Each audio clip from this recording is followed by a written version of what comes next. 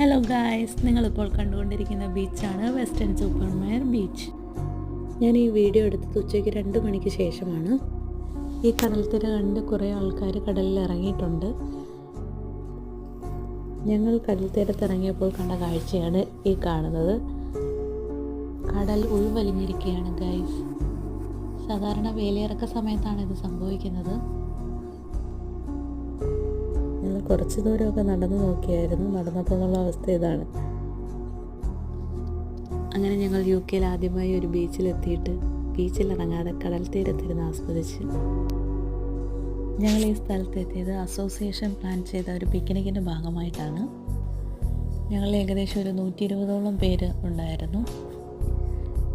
UK എല്ലാവരും മസ്റ്റായിട്ട് visit ചെയ്യേണ്ട ഒരു പ്ലേസാണിത്.